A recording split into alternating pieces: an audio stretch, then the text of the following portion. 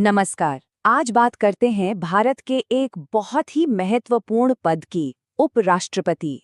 ये पद सिर्फ राष्ट्रपति के बाद दूसरा सबसे बड़ा पद ही नहीं है, बल्कि इसकी कुछ बहुत अनोखी और दिलचस्प जिम्मेदारियां भी हैं। तो आइए समझते हैं कि हमारे संविधान में इस पद का असल महत्व क्या है।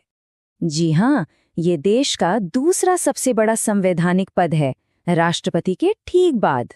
तो सबसे पहले आइए इसी बात को समझते हैं कि ये जो हम कह रहे हैं दूसरा सर्वोच्च पद, इसका आखिर मतलब क्या है। देखिए, इसका मतलब बहुत सीधा है। भारत सरकार का जो ऑफिशियल प्रोटोकॉल होता है ना, उसमें राष्ट्रपति के ठीक बाद उपराष्ट्रपति का ही स्थान आता है। और ये सिर्फ कोई फॉर्मल रैंकिंग नहीं है, नहीं, ये असल में हमारे गवर्नेंस सिस्टम में इस पद के वजन और इसके महत्व को दिखाता है। तो सवाल ये उठता है कि आखिर इस पद की नींव, इसकी बुनियाद रखी कहाँ गई है। खैर, इसका जवाब हमें मिलता है सीधे हमारे संविधान में। संविधान के भाग 5 में आर्टिकल 63 से लेकर 71 तक इन्हीं में इस पद की पूरी रूपरेखा दी गई है। शुरुआत होती है आर्टिकल 63 से, और देखिए कितना सीधा और स्पष्ट है। बस एक लाइन, भारत का एक उपराष्ट्रपति होगा। बस सोचिए, सिर्फ इसी एक वाक्य पर इतने बड़े और महत्वपूर्ण पद की पूरी संवैधानिक नींव टिकी हुई है। इसके ठीक बाद आता है आर्टिकल 64, और ये आर्टिकल उपराष्ट्रपति को एक बहुत ही, कह सकते हैं, खास और शक्तिशाली जिम्मेदारी देता है। वो जिम्मेदारी है राज्यसभा का पदेन सभापति होना। अब ये पदेन या एक्स ऑफिशियो का मतलब क्या है? इसका सीधा सा मतलब है कि जो भी व्यक्ति उपराष्ट्रपति बनेगा, वो ऑटोमेटिकली अपने आप ही राज्यसभा का चेयरमैन भी बन जाएगा। और फिर आता है आर्टिकल 65, जो एक बिल्कुल ही अलग और शायद सबसे जरूरी भूमिका की बात करता है। सोचिए, अगर कभी किसी भी वजह से राष्ट्रपति का पद खाली हो जाए, मान लीजिए मृत्यु हो, इस्तीफा हो या महाभियोग के जरिए उन्हें हटा दिया जाए, तो क्या होगा? तब उपराष्ट्रपति तुरंत कार्यवाहक राष्ट्रपति यानी एक्टिंग प्रेसिडेंट बन जाते हैं। ये हमारे देश के शासन की कंटिन्यूटी के लिए एक बहुत ही जरूरी सेफ्टी नेट है। तो इन आर्टिकल्स को देखने के बाद एक बात तो बिल्कुल साफ हो जाती है कि उपराष्ट्रपति का पद असल में एक नहीं बल्कि दोहरी यानी ड्यूअल भूमिकाएं निभाता है।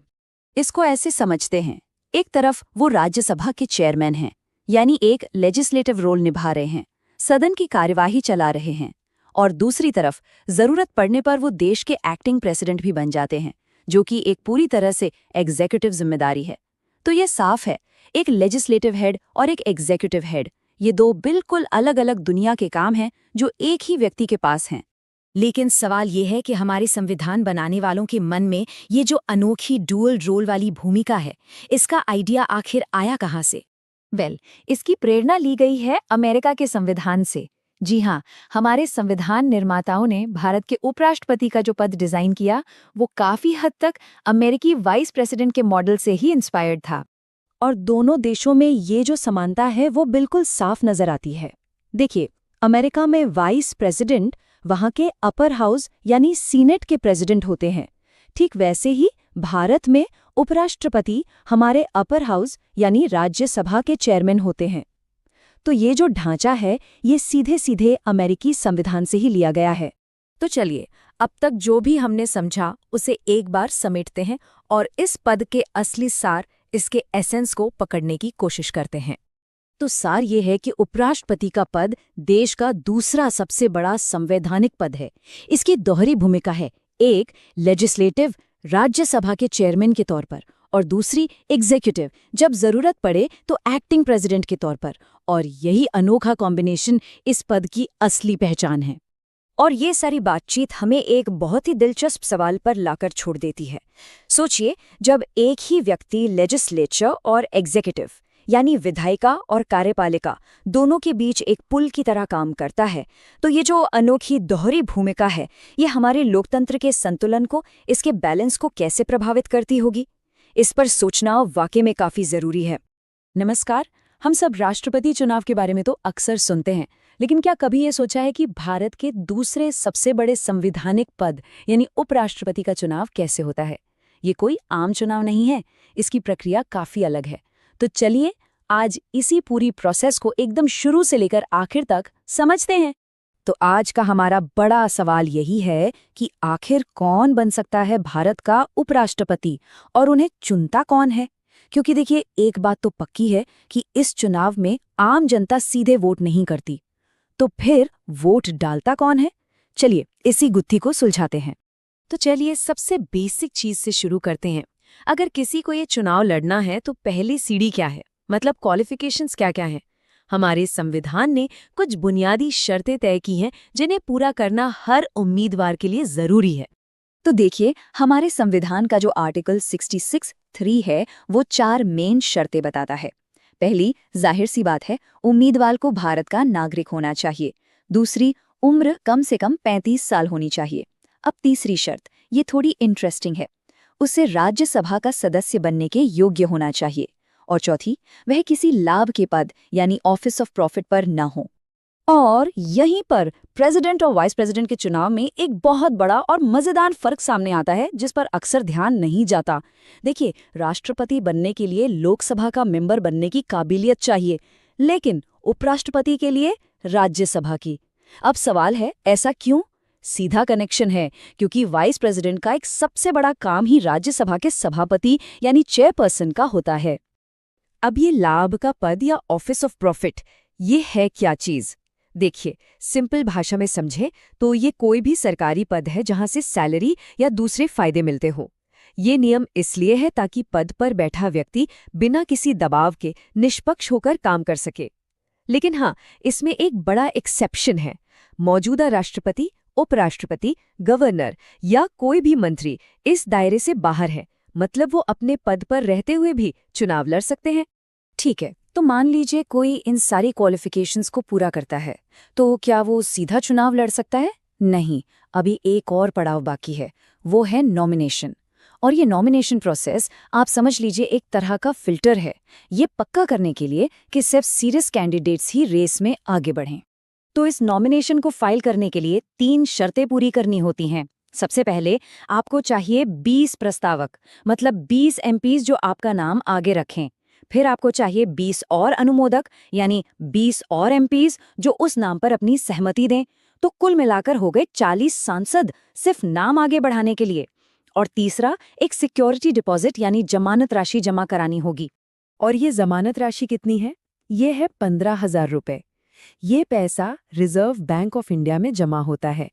अब 15,000 रुपए कोई बहुत बड़ी रकम तो नहीं है, लेकिन यह सिंबॉलिक है। ये चुनाव की गंभीरता को दिखाता है। लेकिन इस पैसे के साथ एक शर्त जुड़ी है। अगर किसी कैंडिडेट को टोटल वैलिड वोटों का छठा हिस्सा यानी 1/6 हिस्सा भी नहीं मिलता, तो ये 15,000 रुपए जब्त हो जाते हैं।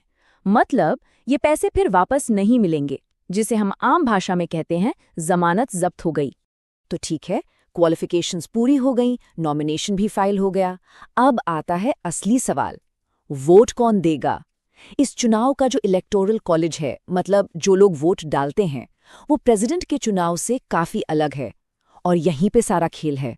जैसा हमने शुरू में ही कहा था, ये एक इनडायरेक्ट इलेक्शन है और इसमें वोट डालने का हक सिर्फ और सिर्फ हमारे पार्लियामेंट के मेंबर्स को है, यानी लोकसभा और राज्यसभा के सभी सांसद। बस इसमें राज्यों के जो विधायक होते हैं यानी एमएलएज, उनका कोई रोल नहीं होता। इस फर्क को और अच्छे से समझने के लिए चलिए प्रेसिडेंट इलेक्शन से कंपेयर करते हैं।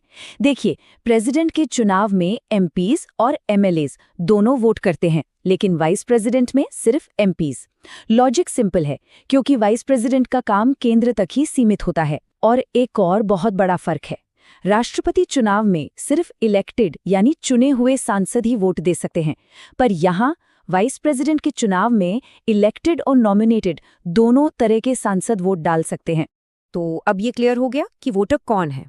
अब समझते हैं कि वोटिंग होती कैसे है, क्या तरीका अपनाया जाता है। इसकी भी एक खास संवैधानिक प्रोसेस है। ये चुनाव 3 बड़े सिद्धांतों पर आधारित है। पहला है प्रोपोर्शनल रिप्रेजेंटेशन, दूसरा है सिंगल ट्रांसफरेबल वोट, जिसका मतलब ये है कि वोटर अपनी पसंद के हिसाब से कैंडिडेट्स को रैंक करता है 1, 2, 3, और तीसरा सीक्रेट बैलेट यानी गुप्त मतदान।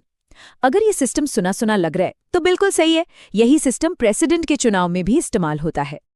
अब इतनी कॉम्प्लिकेटेड प्रक्रिया को सही तरीके से और बिना किसी पक्षपात के करवाने की जिम्मेदारी किसकी है? ये जिम्मेदारी है इलेक्शन कमीशन ऑफ इंडिया की, जो कि एक इंडिपेंडेंट कॉन्स्टिट्यूशनल बॉडी है। चलिए, सब कुछ हो गया, चुनाव हो गए, रिजल्ट भी आ गया, लेकिन जरा सोचिए, अगर चुनाव पर ही कोई विवाद खड़ा हो जाए, कोई कहे कि इसमें कुछ गड़बड़ हुई है, तो क्या होगा?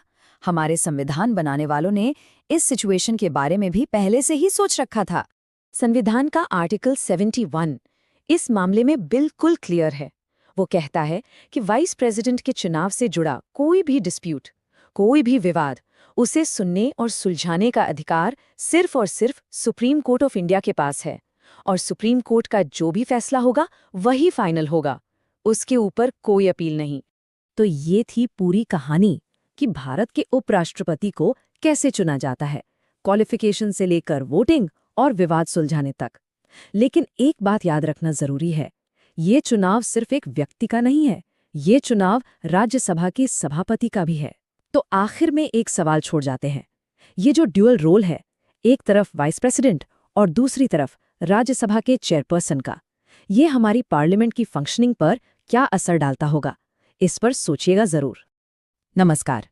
आज हम भारत के उपराष्ट्रपति पद से जुड़ी कुछ बहुत ही दिलचस्प संवैधानिक बातों को समझने की कोशिश करेंगे। मतलब उनकी शपथ कैसे होती है, उनका कार्यकाल कितना होता है, और सबसे जरूरी उनके वेतन के पीछे की पूरी कहानी क्या है। तो चलिए शुरू करते हैं। लेकिन आगे बढ़ने से पहले एक सवाल, एक बहुत ही हैरान करने वाला सवाल। क्या ये बात पता है कि भारत के उपराष्ट्रपति के पद की सैलरी असल में 0 है? जी हाँ, बिल्कुल सही सुना, 0। ये आंकड़ा थोड़ा चौंकाता है ना? देश का दूसरा सबसे बड़ा संवैधानिक पद और सैलरी कुछ भी नहीं। तो फिर इसके पीछे का राज क्या है? चलिए इस पूरी पहेली को एक एक करके सुलझाते हैं। तो शुरुआत इसी सैलरी के विरोधाभास से करते हैं। इस जीरो के पीछे की कहानी को समझने के लिए हमें पद की बिल्कुल शुरुआत से समझना होगा। और देखिए, किसी भी संवैधानिक पद की यात्रा शुरू होती है शपथ से। संविधान के आर्टिकल 69 के मुताबिक उपराष्ट्रपति को अपना पद संभालने से पहले एक शपथ लेनी होती है। तो देखते हैं कि इस शपथ में क्या खास है। तो ये शपथ दिलाता कौन है? ये जिम्मेदारी भारत के राष्ट्रपति की होती है। अगर वो मौजूद नहीं है तो उनके द्वारा नियुक्त कोई भी व्यक्ति ये शपथ दिला सकता है। इसमें 2 मुख्य वादे होते हैं। पहला, संविधान के प्रति सच्ची श्रद्धा और निष्ठा रखना, और दूसरा, अपने पद के कर्तव्यों का पूरी ईमानदारी से पालन करना। अच्छा, शपथ हो गई। अब अगला पड़ाव है कार्यकाल, मतलब उपराष्ट्रपति कितने समय तक अपने पद पर रहते हैं और क्या उन्हें कार्यकाल पूरा होने से पहले हटाया भी जा सकता है। आमतौर पर उपराष्ट्रपति का कार्यकाल 5 साल का होता है, पर दिलचस्प बात यह है कि कोई भी व्यक्ति कितनी भी बार इस पद के लिए फिर से चुना जा सकता है, इस पर कोई रोक नहीं है। जैसे हमारे इतिहास में डॉक्टर एस राधाकृष्णन और हामिद अंसारी जी दोनों 2-2 बार इस पद पर रहे हैं। लेकिन ये 5 साल का कार्यकाल पूरा होने से पहले भी पद खाली हो सकता है। इसके 3 मुख्य कारण हो सकते हैं।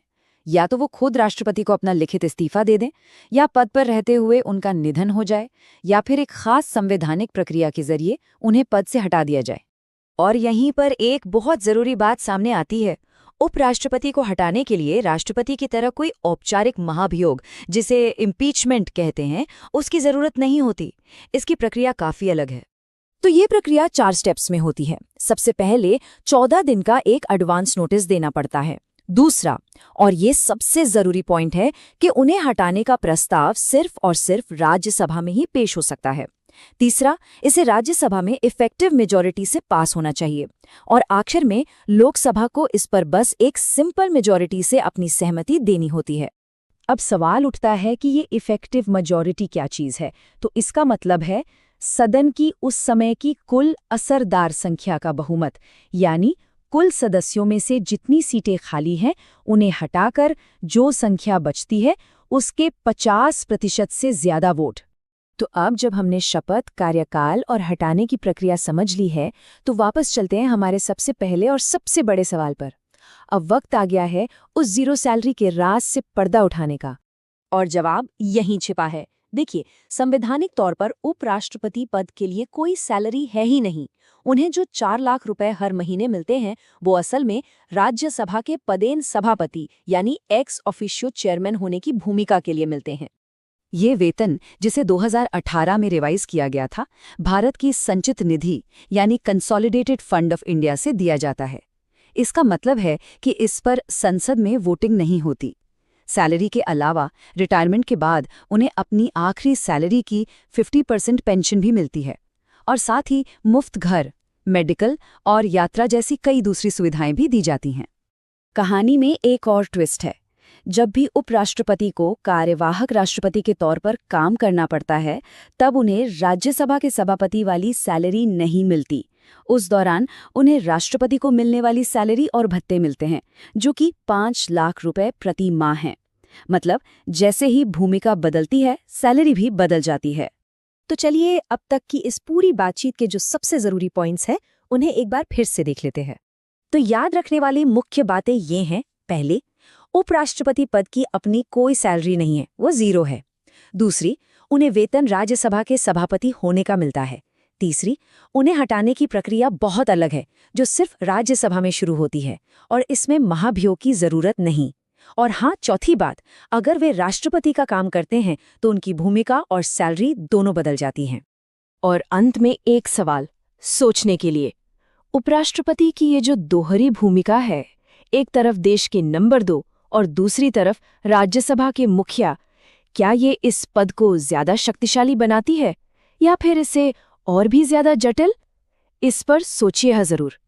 नमस्कार। भारत के उपराष्ट्रपति एक ऐसा पद जिसके बारे में हम सब ने सुना तो है, पर क्या हम सच में जानते हैं कि इस पद पर बैठे व्यक्ति का काम क्या होता है? आज चलिए इसी अहम संवैधानिक भूमिका को थोड़ा करीब से समझते हैं। तो सवाल यही है कि भारत के उपराष्ट्रपति असल में करते क्या हैं? क्या ये पद सिर्फ एक सेरेमोनियल पोस्ट है या फिर इनके पास कोई असली पावर भी होती है? चलिए इस पजल को सॉल्व करते हैं। देखिए, इसका जवाब छिपा है एक ड्यूअल रोल में। मतलब उपराष्ट्रपति का पद ना असल में 2 बिल्कुल अलग-अलग जिम्मेदारियां एक साथ निभाता है। एक तरफ वो हैं राज्यसभा के चेयरमैन और दूसरी तरफ जरूरत पड़ने पर वो बनते हैं एक्टिंग प्रेसिडेंट। तो चलिए उनकी पहली और कह सकते हैं रोजमर्रा की भूमिका से शुरू करते हैं, यानी राज्यसभा के सभापति की हैसियत से। ये उनका मेन और रेगुलर काम है जो संसद के नॉर्मल कामकाज के दौरान होता है। तो इस रोल में वो अपर हाउस यानी राज्यसभा के, कह लीजिए, एक तरह से संचालक होते हैं। आप उन्हें एक रेफरी की तरह सोच सकते हैं, जिसका काम है बैठकों को हेड करना, हाउस में डिसिप्लिन बनाए रखना और ये तय करना कि डिबेट के दौरान कौन बोलेगा। इतना ही नहीं, उनके पास नियम तोड़ने वाले मेंबर्स को सस्पेंड करने और हाँ, एंटी डिफेक्शन लॉ के तहत किसी सदस्य की अयोग्यता पर फैसला देने की भी पावर होती है। अब जरा एक सिचुएशन इमेजिन कीजिए। राज्यसभा में एक बहुत जरूरी बिल पर वोटिंग चल रही है। बिल के पक्ष में पड़ते हैं 120 वोट और बिल के खिलाफ भी ठीक 120 वोट। मामला एकदम टाई हो गया है। तो अब क्या होगा? क्या ये बिल हमेशा के लिए अटक जाएगा? नहीं। यहीं पर, ठीक इसी मोड़ पर, सभापति की एक बहुत ही स्पेशल पावर काम आती है। इसे कहते हैं कास्टिंग वोट यानी निर्णायक मत। आर्टिकल 100 के तहत चेयरमैन को ये स्पेशल अधिकार मिला हुआ है। देखिए, क्योंकि वो हाउस के मेंबर नहीं होते, इसलिए वो नॉर्मल वोटिंग में हिस्सा नहीं लेते। लेकिन जब मामला टाई हो जाए, तब उनका एक वोट इस डेडलॉक को तोड़ सकता है और वही तय करता है कि बिल का भविष्य क्या होगा, पास या फेल। अच्छा, तो ये तो हुई एक बात। अब चलते हैं उनकी दूसरी और शायद सबसे क्रिटिकल भूमिका पर, एक्टिंग प्रेसिडेंट की पावर। ये वो जिम्मेदारी है जो देश में किसी कॉन्स्टिट्यूशनल क्राइसिस के टाइम पर एक्टिवेट होती है। तो संविधान का आर्टिकल 65 कहता है कि 2 सिचुएशंस में उपराष्ट्रपति को राष्ट्रपति का पद संभालना पड़ता है।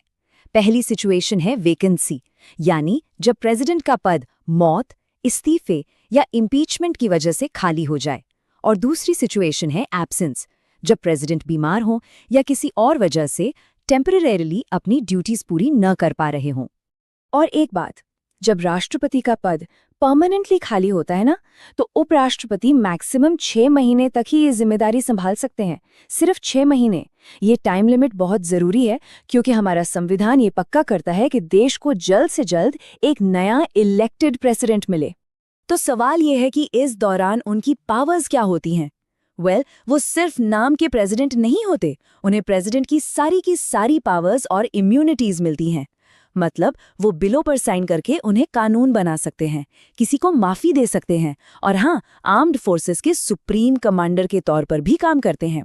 यहाँ एक और मजेदार बात है, जब वाइस प्रेसिडेंट प्रेसिडेंट के तौर पर काम कर रहे होते हैं तो वो अपनी राज्यसभा चेयरमैन वाली कुर्सी पर नहीं बैठते। उस समय हाउस को डिप्टी चेयरमैन चलाते हैं और ऐसा इसलिए है ताकि ये पक्का किया जा सके कि एक ही व्यक्ति एक साथ दो इतने पावरफुल रोल ना निभाए। तो हमने ये दो बिल्कुल अलग अलग रोल देखे, एक तरफ राज्यसभा का मैनेजमेंट और दूसरी तरफ देश का लीडरशिप। इन दोनों को जोड़ने वाला सेंट्रल आइडिया क्या है? वो है प्रिंसिपल ऑफ कंटिन्यूटी, यानी निरंतरता का सिद्धांत। कंटिन्यूटी, निरंतरता, बस यही वो एक शब्द है जो वाइस प्रेसिडेंट के पद का पूरा मकसद समझा देता है। इसका गोल सिर्फ एक है, ये सुनिश्चित करना कि देश का शासन और संसद की कार्यवाही कभी ना रुके, चाहे हालात कैसे भी हों। तो इस पूरे सिस्टम को हम ऐसे समझ सकते हैं, नॉर्मल टाइम में वाइस प्रेसिडेंट राज्यसभा को मैनेज करते हैं ताकि लेजिस्लेटिव काम स्मूथली चलता रहे, और क्राइसिस के टाइम में वो फौरन देश के सबसे बड़े पद को संभाल लेते हैं। ये जो ड्यूअल रोल है ना, ये सत्ता में किसी भी तरह के वैक्यूम या इंस्टेबिलिटी को आने से रोकता है। अच्छा, इन मेन कामों के अलावा भी वाइस प्रेसिडेंट की कुछ और जिम्मेदारियां होती हैं, जैसे वो अक्सर डिप्लोमैटिक गुडविल मिशंस पर भारत को रिप्रेजेंट करते हैं, और इसके साथ साथ वो दिल्ली यूनिवर्सिटी और पंजाब यूनिवर्सिटी जैसी कई सेंट्रल यूनिवर्सिटीज के एक्स ऑफिशियो चांसलर भी होते हैं। एक्स ऑफिशियो का सीधा मतलब है कि जो भी व्यक्ति उपराष्ट्रपति के पद पर होगा वो ऑटोमेटिकली इन यूनिवर्सिटीज का चांसलर बन जाएगा। तो आखिर में सवाल यही बचता है, भारत की स्टेबिलिटी के लिए ये स्टैंड बाय रोल कितना जरूरी है? ये पद असल में एक सेफ्टी नेट की तरह है, जो ये पक्का करता है कि देश के सबसे ऊंचे पद पर कभी कोई खालीपन, कोई वैक्यूम ना आए, और ये किसी भी डेमोक्रेसी के स्मूथ फंक्शनिंग के लिए बहुत बहुत जरूरी है। नमस्कार। अच्छा, कभी ये सोचा है कि भारत के वाइस प्रेसिडेंट अपना पद आखिर छोड़ते कैसे हैं? ये सिर्फ एक इस्तीफे की बात नहीं है, इसके पीछे एक पूरी संवैधानिक प्रक्रिया है जो जितनी इंटरेस्टिंग है उतनी ही यूनिक भी। तो चलिए सीधा इसी सवाल में उतरते हैं और देखते हैं कि हमारा संविधान इस बारे में हमें क्या बताता है। देखिए, इसका जवाब हमें मिलता है संविधान के आर्टिकल 67 में, और ये आर्टिकल हमें दो रास्ते दिखाता है। एक तो बहुत सीधा साधा है, पर दूसरा वो काफी अलग और थोड़ा कॉम्प्लेक्स है। ठीक है, तो सबसे पहले सबसे आसान रास्ते की बात करते हैं, इस्तीफा। मतलब अगर वाइस प्रेसिडेंट खुद ही अपना पद छोड़ना चाहें तो उन्हें क्या करना होता है? ये प्रोसेस ना बहुत ही स्ट्रेट फॉरवर्ड है। वाइस प्रेसिडेंट एक लिखित इस्तीफा सीधे प्रेसिडेंट को देते हैं, जिस पर उनका साइन होना जरूरी है, और बस जिस दिन प्रेसिडेंट उसे स्वीकार कर लेते हैं उसी दिन से वाइस प्रेसिडेंट का पद खाली मान लिया जाता है। सिंपल। चलिए अब आते हैं दूसरे और ज्यादा पेचीदा तरीके पर, यानी पद से हटाना। ये वो प्रोसेस है जो हमारे संविधान में खास तौर पर सिर्फ वाइस प्रेसिडेंट के लिए ही बनाया गया है। और यहीं पर एक बहुत जरूरी बात समझनी है। देखिए, हम प्रेसिडेंट के लिए महाअभियोग या इम्पीचमेंट शब्द सुनते हैं, है ना? लेकिन वाइस प्रेसिडेंट के लिए ये शब्द इस्तेमाल नहीं होता। संविधान इसे कहता है संकल्प या रेजोल्यूशन, और ये सिर्फ नाम का फर्क नहीं है, पूरी की पूरी प्रक्रिया ही अलग है। तो सवाल ये उठता है कि आखिर वो कौन से ग्राउंड्स हैं, किस आधार पर किसी वाइस प्रेसिडेंट को हटाने की प्रक्रिया शुरू की जा सकती है? और पता है, यहाँ एक बहुत ही चौंकाने वाली बात है। प्रेसिडेंट को हटाने का एक ही आधार है, संविधान का उल्लंघन। लेकिन वाइस प्रेसिडेंट के केस में हमारे संविधान में ऐसा कोई भी कारण बताया ही नहीं गया है। तो ये पूरा प्रोसेस ना 4 मेन स्टेप्स में होता है। सबसे पहले ये प्रस्ताव सिर्फ और सिर्फ राज्यसभा में ही आ सकता है, लोकसभा में नहीं। दूसरा, प्रस्ताव लाने से कम 14 दिन पहले वाइस प्रेसिडेंट को एक नोटिस देना ही पड़ता है। तीसरा, राज्यसभा को इसे इफेक्टिव मेजॉरिटी से पास करना होता है, और आखिर में लोकसभा की इस पर सिंपल मेजॉरिटी से सहमति चाहिए होती है। अब ये इफेक्टिव मेजॉरिटी या प्रभावी बहुमत क्या चीज है, चलिए समझते हैं। इसका मतलब है सदन की जो कुल सीटें हैं उनमें से खाली सीटों को निकाल दीजिए। अब जो संख्या बची उसके 50% से ज्यादा वोट, ये एक बहुत खास तरह का बहुमत है। और लोकसभा में वहाँ चीजें थोड़ी अलग हैं। वहाँ चाहिए साधारण बहुमत, यानी जितने सदस्य उस दिन आए हैं और वोट कर रहे हैं, बस उनके 50% से ज्यादा लोग पक्ष में हों। तो जैसा कि हम देख सकते हैं, ये राज्यसभा वाली शर्त से थोड़ा कम सख्त है। अब एक काम करते हैं, इन दोनों प्रक्रियाओं को, मतलब प्रेसिडेंट और वाइस प्रेसिडेंट को हटाने के तरीकों को आमने सामने रखकर देखते हैं। ये जो फर्क है ना, ये बहुत कुछ साफ कर देगा। यहाँ पर अंतर बिल्कुल साफ दिखता है। प्रेसिडेंट को हटाने का आधार तय है, संविधान का उल्लंघन, पर वाइस प्रेसिडेंट के लिए कोई आधार ही नहीं है। प्रेसिडेंट के खिलाफ प्रक्रिया किसी भी सदन से शुरू हो सकती है, लेकिन वाइस प्रेसिडेंट के लिए ये हक सिर्फ राज्यसभा के पास है। और सबसे बड़ा फर्क मेजॉरिटी का। प्रेसिडेंट के लिए दोनों सदनों में 2/3 का जबरदस्त बहुमत चाहिए, जबकि वाइस प्रेसिडेंट के लिए राज्यसभा में इफेक्टिव और लोकसभा में बस सिंपल मेजॉरिटी। अब जब ये पूरी कहानी समझ ली है, तो एक बहुत ही दिलचस्प फैक्ट की बारी है। तो जरा सोचिए, भारत की हिस्ट्री में आज तक कितनी बार किसी वाइस प्रेसिडेंट को इस प्रोसेस से हटाया गया होगा? कोई अंदाजा? और इसका जवाब है 0। जी हाँ, बिल्कुल सही सुना। आज तक भारत के किसी भी वाइस प्रेसिडेंट को इस प्रक्रिया से नहीं हटाया गया है। यह प्रावधान संविधान की किताब में तो है, पर असल में इसकी जरूरत कभी पड़ी ही नहीं। तो ये सब हमें एक बहुत बड़े सवाल पर लाकर छोड़ देता है। आखिर हमारे संविधान बनाने वालों ने वाइस प्रेसिडेंट को हटाने की प्रक्रिया को प्रेसिडेंट की तुलना में इतना अलग और कह सकते हैं कि थोड़ा आसान क्यों बनाया? उनकी सोच के पीछे क्या वजह रही होगी? इस पर विचार करना तो बनता है। नमस्कार, आज बात करते हैं भारत के एक ऐसे पद की जो है तो बहुत पावरफुल, लेकिन ज्यादातर लाइमलाइट से दूर ही रहता है। जी हाँ, हम बात कर रहे हैं वाइस प्रेसिडेंट के पद की। ये सिर्फ कोई सेरेमोनियल पोस्ट नहीं है, इसकी अपनी एक लेगेसी है और इसकी जिम्मेदारियां भी काफी बड़ी हैं। तो चलिए एक सवाल से शुरू करते हैं। अच्छा बताइए, इंडिया में दूसरा सबसे पावरफुल पोस्ट कौन सा है प्रेसिडेंट के बाद? आपका जवाब जो भी हो, आज हम इसी गुत्थी को सुलझाएंगे और वाइस प्रेसिडेंट के पद की असली पावर और पोजीशन को समझने की कोशिश करेंगे। तो आज के इस सफर में हम 4 हिस्सों में बात करेंगे।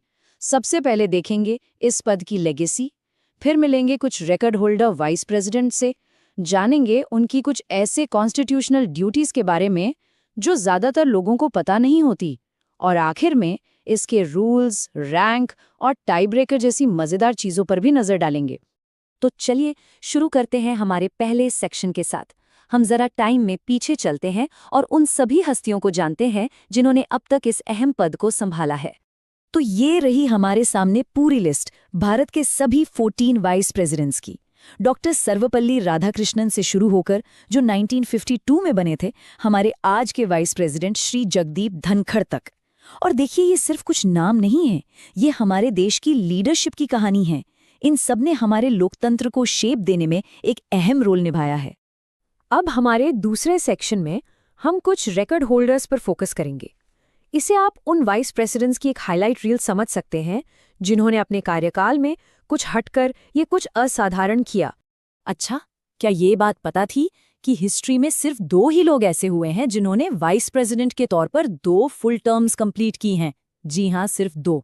पहले थे भारत के पहले vice president doctor Sarvepalli Radhakrishnan और दूसरे थे मोहम्मद हामिद अंसारी। अब आते हैं वीवी गिरी पर। इनका केस बड़ा इंटरेस्टिंग है। एक तो इनका कार्यकाल सबसे छोटा था, और दूसरा, इन्होंने एक ऐसा प्रेसिडेंट सेट किया जो आज भी याद किया जाता है। ये पहले ऐसे वाइस प्रेसिडेंट थे जिन्होंने प्रेसिडेंट का चुनाव लड़ने के लिए अपने पद से रिजाइन कर दिया था। वाइस प्रेसिडेंसी की हिस्ट्री में एक दुखद पल भी जुड़ा है। कृष्णकांत जी एकमात्र ऐसे वाइस प्रेसिडेंट थे जिनका देहांत उनके कार्यकाल के दौरान ही हो गया। ये एक बहुत ही यूनिक और दुखद घटना थी। अब एक ऐसे नाम की बात करते हैं जिनका करियर बेमिसाल है, मोहम्मद हिदायतुल्लाह। वो भारत के इतिहास में इकलौते, जी हाँ अकलौते, ऐसे व्यक्ति हैं जिन्होंने देश के 3 सबसे बड़े कॉन्स्टिट्यूशनल पोस्ट्स पर काम किया है। जरा सोचिए इनकी पब्लिक सर्विस का रेंज। वो चीफ जस्टिस ऑफ इंडिया रहे, फिर देश के वाइस प्रेसिडेंट बने, और इतना ही नहीं, उन्होंने एक्टिंग प्रेसिडेंट के तौर पर भी देश को सर्व किया। ये एक ऐसा हैट्रिक है, एक ऐसी तिकड़ी है जो आज तक कोई और नहीं कर पाया है। इनके अलावा भी कई ट्रेल ब्लेजर्स रहे हैं, जैसे डॉक्टर जाकिर हुसैन भारत के पहले मुस्लिम वाइस प्रेसिडेंट बने, KR नारायणन पहले दलित वाइस प्रेसिडेंट बने, और M वेंकैया नायडू स्वतंत्र भारत में पैदा होने वाले पहले वाइस प्रेसिडेंट्स थे। ये सभी हमारे देश के लिए बहुत इम्पोर्टेंट माइलस्टोन्स थे। तो अब तक हमने लोगों की बात की, अब बात करते हैं पद की। चलिए इस पद से जुड़ी कुछ ऐसी पावर्स और ड्यूटीज को देखते हैं जिनके बारे में ज्यादा चर्चा नहीं होती, लेकिन जो बहुत ही क्रिटिकल है। कभी सोचा है कि अगर प्रेसिडेंट को रिजाइन करना हो तो प्रोसेस क्या होता है? वो अपना रेजिग्नेशन लेटर वाइस प्रेसिडेंट को देते हैं, लेकिन कहानी यहाँ खत्म नहीं होती। वाइस प्रेसिडेंट की ये कॉन्स्टिट्यूशनल ड्यूटी है कि वो फौरन इमीडिएटली इसकी जानकारी लोकसभा के स्पीकर को दें। ये पावर का स्मूथ ट्रांसफर सुनिश्चित करने के लिए एक बहुत ही क्रूशियल स्टेप है। और जब वाइस प्रेसिडेंट एक्टिंग प्रेसिडेंट के तौर पर काम करते हैं तो सब कुछ बदल जाता है, उनकी भूमिका भी और उनका वेतन भी। तब उन्हें वाइस प्रेसिडेंट की नहीं बल्कि प्रेसिडेंट की सैलरी और सारी फैसिलिटीज मिलती हैं। उस दौरान वो प्रेसिडेंट की सारी शक्तियों का इस्तेमाल करते हैं और राज्यसभा के चेयरमैन का काम डेप्यूटी चेयरमैन संभालते हैं। लेकिन हाँ, ये एक टेम्पररी अरेंजमेंट होता है। हमारा संविधान साफ साफ कहता है कि कोई भी वाइस प्रेसिडेंट ज़्यादा से ज़्यादा 6 महीने तक ही एक्टिंग प्रेसिडेंट रह सकता है। इस टाइम लिमिट के अंदर अंदर नए प्रेसिडेंट का चुनाव कराना कंपलसरी है। चलिए अब अपने आखिरी सेक्शन की तरफ बढ़ते हैं। यहाँ हम उन रूल्स और प्रोटोकॉल्स पर नजर डालेंगे जो वाइस प्रेसिडेंट की पावर और स्टेटस को डिफाइन करते हैं। तो आपके लिए एक और सवाल, क्या जानते हैं कि वाइस प्रेसिडेंट की जो शपथ होती है उसका फॉर्मेट कॉन्स्टिट्यूशन में कहाँ लिखा है? इसका जवाब आपको थोड़ा हैरान कर सकता है। तो इसका जवाब बड़ा मजेदार है। देखिए, ज्यादातर जो बड़े ऑफिशियल्स हैं जैसे मिनिस्टर्स, जजेस, उनकी शपथ का फॉर्मेट कॉन्स्टिट्यूशन के 3rd शेड्यूल में दिया गया है। लेकिन वाइस प्रेसिडेंट का पद इतना यूनिक है कि उनकी शपथ का फॉर्मेट किसी शेड्यूल में नहीं बल्कि सीधे सीधे आर्टिकल 69 के अंदर ही लिखा हुआ है। ये इस पद की खास अहमियत को दिखाता है। ऑफिशियल प्रोटोकॉल, जिसे ऑर्डर ऑफ प्रेसिडेंस कहते हैं, उसमें वाइस प्रेसिडेंट का रैंक बहुत ऊंचा होता है। वो प्रेसिडेंट के ठीक बाद 2nd पोजीशन पर आते हैं। जी हाँ, प्राइम मिनिस्टर से भी ऊपर। ओके, तो वाइस प्रेसिडेंट जो हैं वो राज्यसभा के चेयरमैन होते हैं, राइट? पर वो उसके मेंबर नहीं होते। इसका मतलब वो नॉर्मली वोटिंग में हिस्सा नहीं ले सकते। लेकिन इमेजिन कीजिए एक सिचुएशन, किसी बहुत इंपॉर्टेंट बिल पर वोटिंग हुई और स्कोर हो गया टाई 100-100। अब क्या होगा? यहीं पर वाइस प्रेसिडेंट की एंट्री होती है अपने कास्टिंग वोट के साथ। उनका ये एक वोट किसी भी कानून का फ्यूचर तय कर सकता है। और आखिर में एक और जरूरी बात, अगर वाइस प्रेसिडेंट के इलेक्शन को लेकर कोई भी डिस्प्यूट होता है तो उसका फैसला इलेक्शन कमीशन नहीं करता। उसका फैसला करने का अधिकार सिर्फ और सिर्फ सुप्रीम कोर्ट ऑफ इंडिया के पास है। ये इस पद के ऊंचे कॉन्स्टिट्यूशनल स्टेटस को और भी मजबूत करता है। तो आखिर में सवाल वही है, वाइस प्रेसिडेंट का पद क्या सिर्फ एक डेप्यूटी का पद है या फिर वो संविधान के गार्डियन है? जैसा हमने आज देखा, ये रोल जितना दिखता है उससे कहीं ज्यादा गहरा, पावरफुल और हमारे लोकतंत्र के लिए जरूरी है।